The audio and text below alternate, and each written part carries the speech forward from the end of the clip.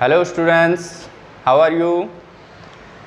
बेटा 10th class के लिए हमने एसिड बेस एंड साल्ट्स के लिए आज हमने स्टार्टिंग की सोची है। तो इस यूनिट को हम डिटेल में पढ़ेंगे, इसके बारे में सारी चीज़ें हमें पढ़नी हैं। हम NTSC लेवल पे मतलब कंपटीशन के हिसाब से इसको पढ़ेंगे, ठीक है। तो आपको ये सारी चीज़ें ध्यान में रखते हुए कंपटीशन को ध्यान में रखते हुए इस यूनिट को पढ़ना है। तो एसिड बेसिस एंड साल्ट, जैसा कि यूनिट से पता चल रहा है, जैसे कि नाम से पता चल रहा है कि हम क्या पढ़ेंगे, एसिड के बारे में, बेसिस के बारे में और साल्ट के बारे में हम पढ़ेंगे, ठीक है। तो पहले मैं आपको बता देता हूं कि हमारे यहाँ हमने क्या किए हैं, 118 एलिमेंट्स डिस्कवर किए हैं। लगभग 118 एलिमेंट्स के बारे में हम जानते हैं। अब वो एलिमेंट्स हैं वो दूसरे एटम्स, आयंस, मॉलिक्यूल्स वगैरह के साथ कंबाइन होकर एक कंपाउंड बनाते हैं। उस कंपाउंड को हमने अलग अलग कैटेगरी में डिवाइड कर दिया एसिड है या बेस है, हम उसको क्लासिफाई करते हैं, ठीक है।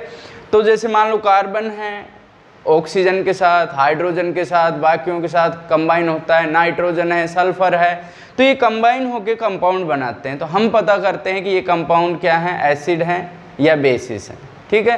तो उसके बारे में हम पढ़ेंगे। तो सबसे पहले हम इसमें पढ़ना चाहेंगे इंडिकेटर्स।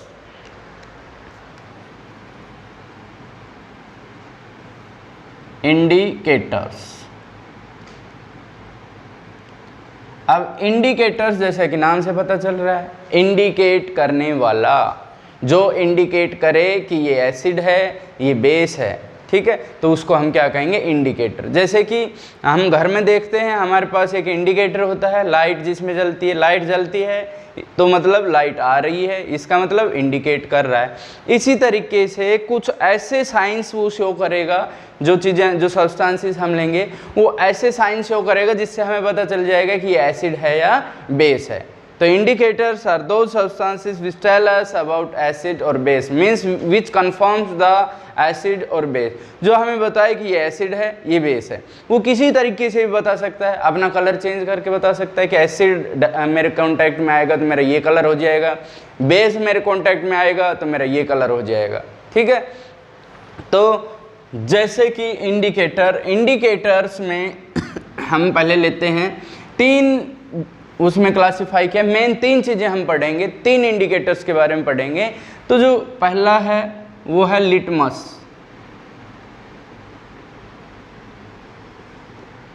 अब लिटमस है तो लिटमस के बारे में आप जानते हो, लिटमस क्या है, नेचुरल इंडिकेटर है। लिटमस इज नेचुरल, और नेचुरल है तो ये एक डाई की फॉर्म में होता है, लाइकेन के पौधे से हमें मिलता है, ठीक है। और इसका जो नेचुरल कलर होता है वो पर्पल कलर होता है, ठीक है। कंपटीशन के हिसाब से पढ़ेंगे, मतलब हमें छोटी छोटी चीज़ें पता होनी चाहिए। ये एक डाई होती है, नेचुरल है, ये लाइकेन के प्लांट से हमें मिलता है। इसका जो कलर होता है, नेचुरल कलर पर्पल होता है, लेकिन फिर हम इसे पर्पल नहीं रखते, हम इसको अपनी सहूलियत के हिसाब से, हम अपने जो एसिड बेस साल्ट को आइडेंटिफाई करने के लिए जो सबसे अच्छा हमें लगेगा वो कलर, हम इनको ब्लू और रेड कलर में कन्वर्ट कर देते हैं। तो हम बनाते हैं एक लिटमस पेपर। लिटमस पेपर जैसे ये इस तरह से इतनी इतनी स्लिप सी ले लेते हैं हम, ये लिटमस पेपर है, ठीक है। इनका कलर जैसे एक को हमने कैसा रख लिया, ब्लू कलर का रख लिया, और एक को हमने कैसे कलर का रख लिया, रेड कलर का, इस तरह से। अब हमने क्या किया कि इसके अंदर पहले हमने इसके ऊपर एसिड डाल के देखा, हमने ब्लू लिटमस पेपर पे एसिड डाला, ठीक है। तो उसका कलर चेंज हो गया, वो कैसे कलर में कन्वर्ट हो गया, रेड कलर में। इसका मतलब एसिड ब्लू लिटमस पेपर को रेड में कर देता है कन्वर्ट। और अगर हम रेड लिटमस पेपर लें और उसमें बेस ऐड करें तो वो क्या करेगा, रेड को किस में कन्वर्ट कर देता है, ब्लू कलर में। अब जैसे मान लो हमारे पास ये कोई एसिड या बेस है, हमें नहीं पता, we have to identify with the help of indicator. Indicator की हेल्प से हमें केवल ये पता करना है कि ये एसिड है या बेस है। हम इसकी ड्रॉप वाइज इस पे डाल लेंगे। अगर इसने इस ब्लू को रेड में कन्वर्ट कर दिया तो हम कह देंगे एसिड है। अगर नहीं कर पाया तो फिर हम इसकी ड्रॉप इस पे डाल लेंगे, और अगर इस रेड वाले को इसने ब्लू में कन्वर्ट कर दिया तो हम कह देंगे ये बेस है। It means litmus paper is used as indicator to identify acid and base. ठीक है, इसके कांटेक्ट में एसिड आएंगे और बेस आएंगे तो लिटमस पेपर का कलर क्या हो जाएगा, चेंज हो जाएगा। ठीक है, अगर ब्लू से रेड होता है तो एसिड, रेड से ब्लू होता है तो बेस। ठीक है, तो ये चीजें आपको याद रखनी है। इसके बाद आगे हम चलते हैं सेकंड पे। मिथाइल ऑरेंज, मिथाइल ऑरेंज, इसको भी आपको ध्यान से देखना है। ये सिंथेटिक है। सिंथेटिक का मतलब क्या होता है, मैन मेड, मीन्स नेचुरल नहीं होता, इसको बनाया गया है, प्रिपेयर किया गया है, और इसका जो कलर होता है वो ऑरेंज कलर का होता है। जैसा कि हमें नाम से ही पता चल रहा है कि इसका कलर होगा वो कैसा होगा, ऑरेंज होगा। अब अगर हम मिथाइल ऑरेंज है, मिथाइल ऑरेंज, हम इसमें एसिड ऐड कर दे तो ये रेड कलर का हो जाता है। और अगर हम मिथाइल ऑरेंज में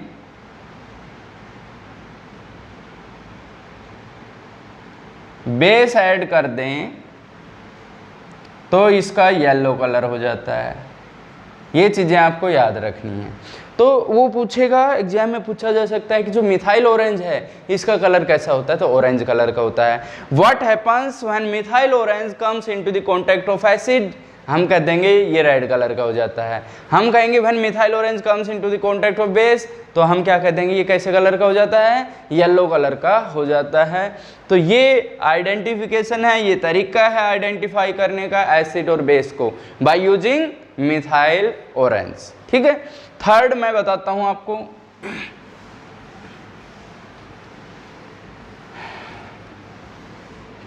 last but not the least, third है फिनोल्फथलीन।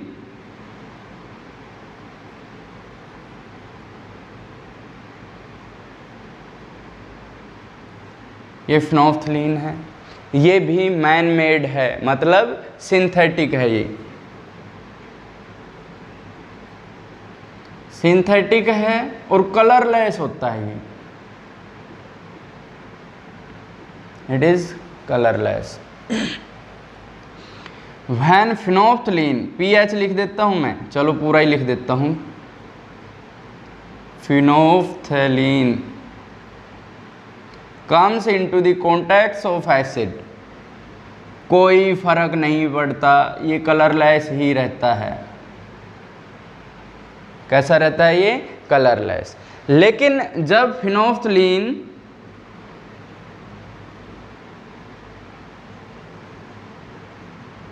बेस के कांटेक्ट में आता है तो इसका कलर कैसा हो जाता है, पिंक कलर हो जाता है। तो इस तरीके से हम फिनोल्फथलीन का कलर पूछेगा तो कहते हैं कलरलेस है।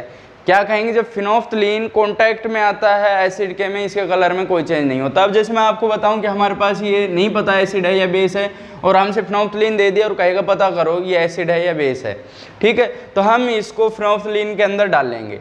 अगर उसका कोई कलर चेंज नहीं हुआ, वैसे का वैसा रहा, कलरलेस ही रहा, तो हम कह देंगे ये एसिड है।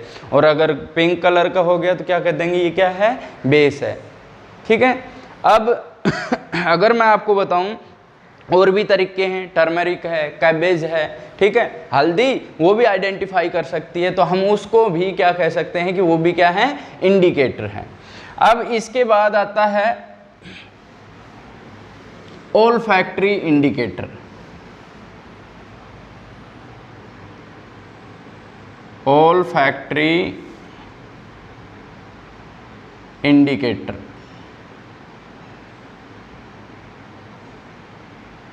ओल्फैक्टरी इंडिकेटर क्या होते हैं, ओल्फैक्टरी इंडिकेटर वो होते हैं जो स्मेल चेंज करके बताए कि एसिड है या बेस है। इससे पहले जो इंडिकेटर हमने पढ़ा था, लिटमस या मिथाइल ऑरेंज या फिनोल्फथलीन, वो कलर चेंज करके बता रहे थे। ये स्मेल चेंज करके बताएंगे कि क्या ये एसिड है या बेस है। जैसे ऑनियन है हमारे पास, तो ऑनियन हम सभी यूज़ करते हैं, हमें पता है ऑनियन में क्या आती है, स्मेल आती है।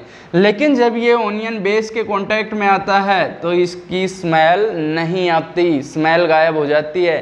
तो हम क्या करेंगे, ऑनियन के कांटेक्ट में जब बेस आएगा तो क्या कह देंगे कि स्मेल नहीं आ रही, इसका मतलब बेस है। एसिड से कोई इफेक्ट नहीं पड़ता तो हम क्या कह देंगे, एसिड है। ठीक है, तो जो मतलब स्मेल चेंज करके बताए कि ये एसिड है या बेस है, उस तरह के इंडिकेटर को क्या कहते हैं, ओल्फैक्टरी इंडिकेटर। ठीक है, अभी तक हम इंडिकेटर पढ़ रहे थे जो आइडेंटिफाई करते हैं एसिड और बेस को। अब हम एसिड के बारे में पढ़ेंगे कि एसिड दो तरह के होते हैं। First one is organic acid.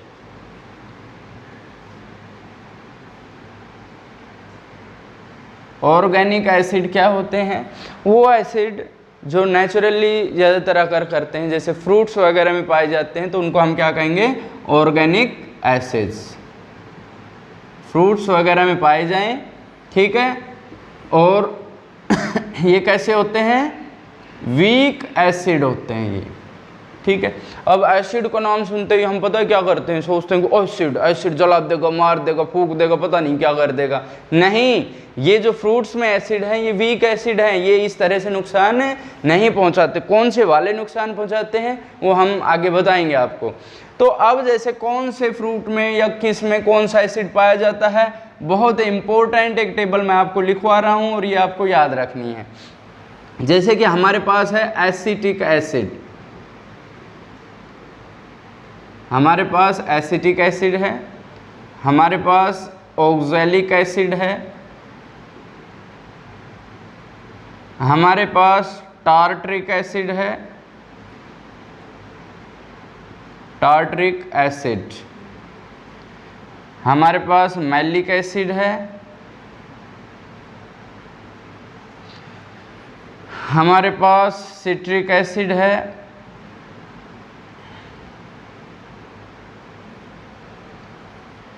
और हमारे पास लैक्टिक एसिड है,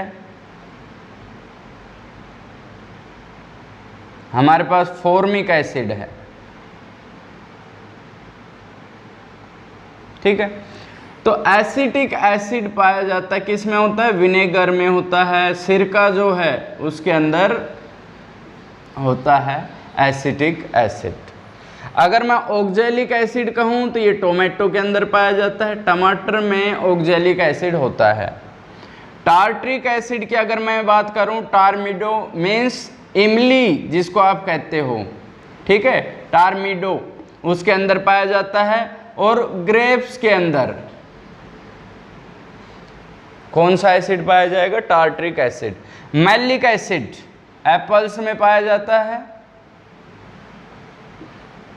सिट्रिक एसिड जो खट्टी चीज़ें हैं जैसे कि लेमन है, ऑरेंज है, इनके अंदर सिट्रिक एसिड पाया जाएगा। लैक्टिक एसिड हमारे पास मिल्क है, कर्ड है, इसके अंदर पाया जाता है। Formic acid is an important topic. Formic acid जो होता है वो आंट स्टिंग में पाया जाता है, चींटी के डंक में पाया जाता है। तो ये टेबल बेटा बहुत से कॉम्पिटिटिव एग्जाम हैं, आपका सीबीएसई बोर्ड है, उनके अंदर कई बार पूछा गया है एप्पल के अंदर कौन सा एसिड होता है, टोमेटो के अंदर कौन सा एसिड होता है, फॉर्मिक एसिड किस में पाया जाता है, टार्ट्रिक एसिड किस में पाया जाता है। या फिर आपको ये पूरी टेबल दे दी जाती है, इनको उल्टा सीधा लिख दिया जाता है, इनको मैच करना पूछा जाता है। तो आपको ये टेबल अच्छे से याद होनी चाहिए, आपको ये टेबल अच्छे से पढ़नी है, पता होनी चाहिए। ठीक है, तो ये तो हो गया ऑर्गेनिक एसिड। इसके बाद मैं आपको बता रहा हूँ mineral acids. Second one is mineral acid. अब बताइए मिनरल एसिड क्या होते हैं। जो मिनरल से प्रिपेयर किए जाते हैं उनको क्या कहते हैं हम, मिनरल एसिड्स। जैसे कि हमारे पास H2SO4 है, हमारे पास HCl है, हमारे पास HNO3 है, ये प्रिपेयर किए जाते हैं, मैन मेड हैं।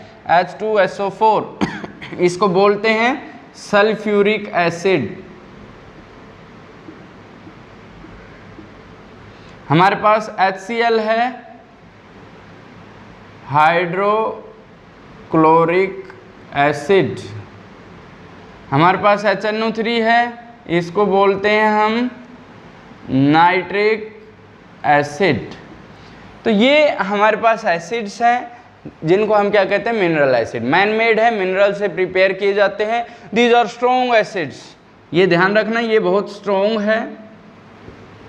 अब जो आप यूज नहीं करते मतलब सुनते हो, यूजुअली सुनते हो कि भाई एसिड अटैक हो गया, इस तरह से एसिड ने जला दिया, वो इस तरह के एसिड हैं, ये बहुत नुकसान पहुंचाते हैं। ठीक है, ये कंसंट्रेटेड, इनकी दो फॉर्म होती है, एक होती है कंसंट्रेटेड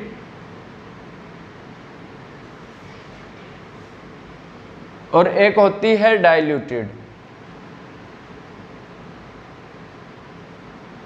कंसंट्रेटेड का मतलब है कि ये प्योर फॉर्म में सारा ये का यही है, इसमें कुछ मिला हुआ नहीं है, जो कि काफ़ी नुकसानदायक होता है। टच करोगे, स्किन पे डालोगे, बर्न करेगा, ये जला देगा। कागज़ पे डालोगे, हीट प्रोड्यूस करेगा, जला देगा कागज़ को। ठीक है, तो वो कंसंट्रेटेड है। अगर मैं डाइल्यूटेड की बात करूं तो वाटर इसके अंदर मिक्स किया जाता है, वाटर इज मिक्स्ड।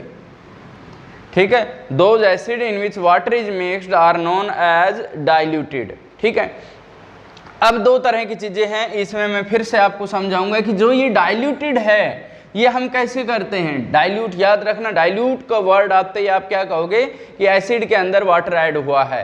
तो अब जैसे हमारे पास ये वेसल है, इसके अंदर एक में एसिड है,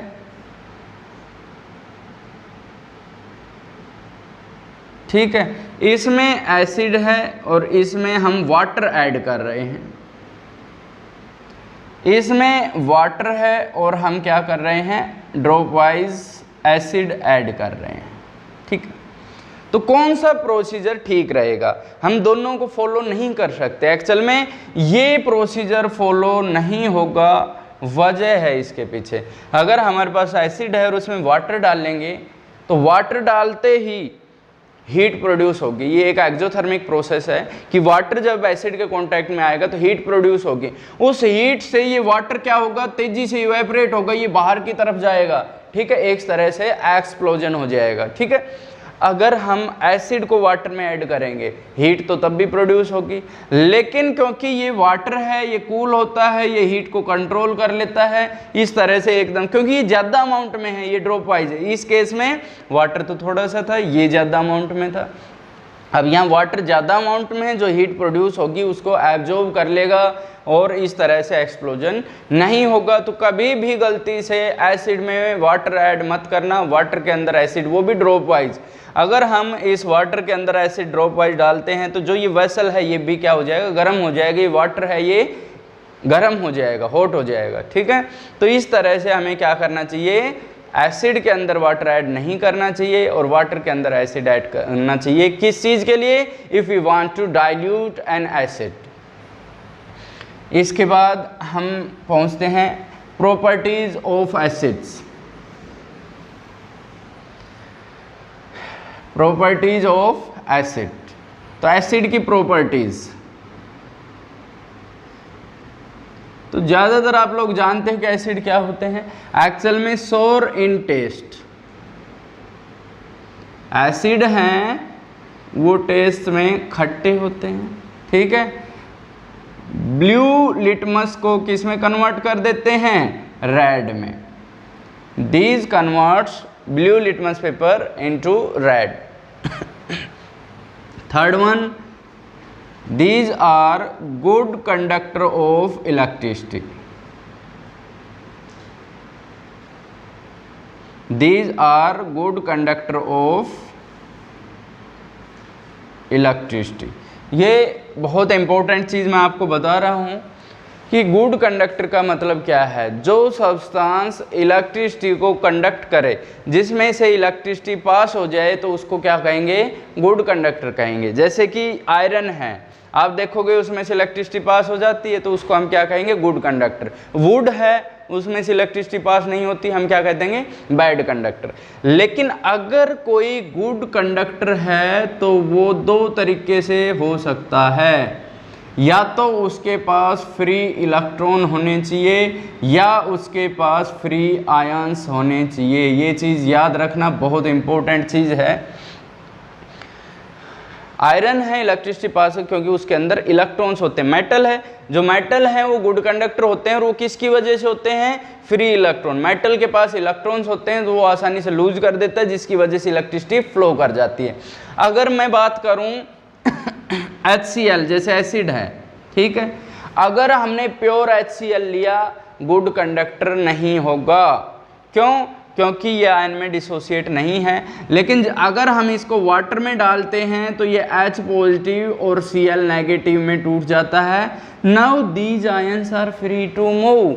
अब ये गुड कंडक्टर का काम करेगा। आपसे पूछा जाए acids are good conductor of electricity भाई, तो आप कहोगे because acids dissociates into the ions and these ions are responsible for passage of electricity, that's why these are good conductors. If you are asked HCl is not a good conductor in absence of water, you will say in absence of water HCl does not dissociates into the ions.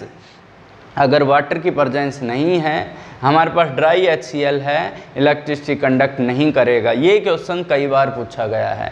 तो आप क्या कहोगे? Acid water के contact में ही good conductor है, क्योंकि ये ion में कब टूटते हैं? जब वाटर के कांटेक्ट में आते हैं। और इलेक्ट्रिसिटी तभी पास होगी जब ये किस में टूटते हैं? आयंस में टूटते हैं। ध्यान रखिएगा, ये बहुत इंपॉर्टेंट चीज़ बताई है मैंने तुम्हें। फोर्थ पॉइंट है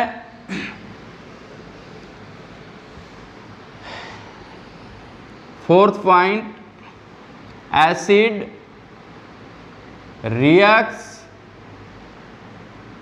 with metal to produce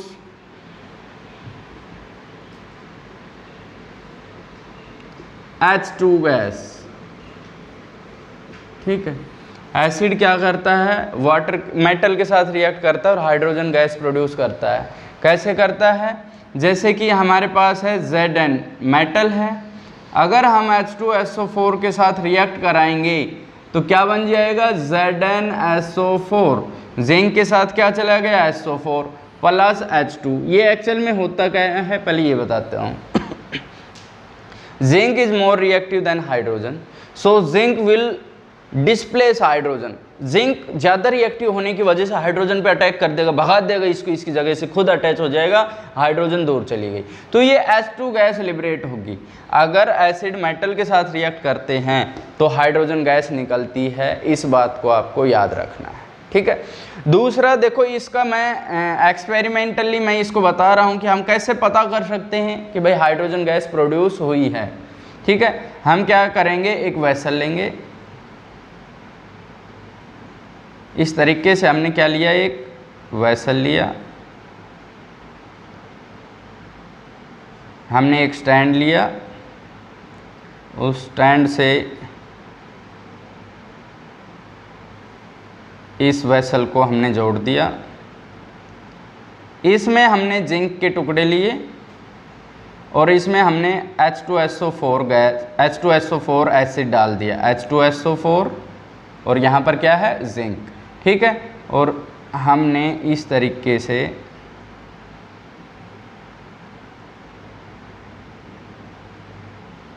इसको हमने बंद कर दिया। ठीक है, तो जब जिंक के साथ H2SO4 रिएक्ट करेगा तो कौन सी गैस निकलेगी, हाइड्रोजन गैस निकलेगी।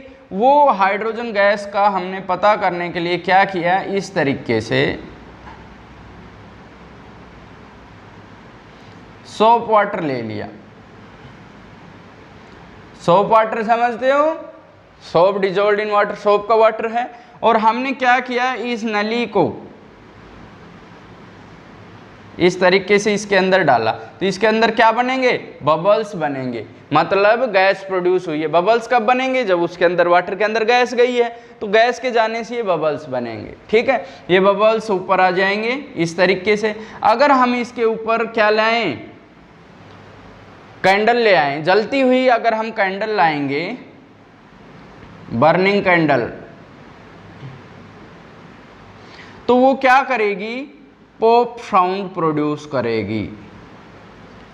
मतलब जब हमने क्या किया बेटा, ध्यान से समझना कि हमने जिंक लिया और उसमें H2SO4 डाला, ठीक है, तो क्या बन गया ZnSO4, वो तो नीचे ही रह जाएगा। और H2 गैस, गैस तो फ्लो करती है, आपको पता है गैस तो वो यहाँ से जाएगी, यहाँ से होती हुई इस सोप वाटर में जाएगी। वाटर में अगर गैस होती है तो वो बबल्स बनाती है, ये बबल्स बन गए। जब हम उन बबल्स को जलाते हैं ना तो वो पॉप साउंड प्रोड्यूस करती है। हाइड्रोजन गैस की ये खासियत है कि जब वो बर्न करती है तो कैसी साउंड प्रोड्यूस करती है, पॉप साउंड प्रोड्यूस करती है। तो ये एक्सपेरिमेंटली भी हमने आपको बता दिया, आपसे कह दिया which gas produces pop sound when Burns, तो आप क्या कहोगे, हाइड्रोजन गैस। ये छोटी छोटी चीज़ें ही काम आती हैं, छोटी छोटी चीज़ें बहुत पूछी जाती हैं, तो आपको इसका ध्यान रखना है। आज का फिर मैं दी एंड कर देता हूँ इसी टॉपिक के साथ, आगे कल पढ़ेंगे, लेकिन आपको जो चीज़ें बताई गई है उनको ध्यान से पढ़ना है। Thank you.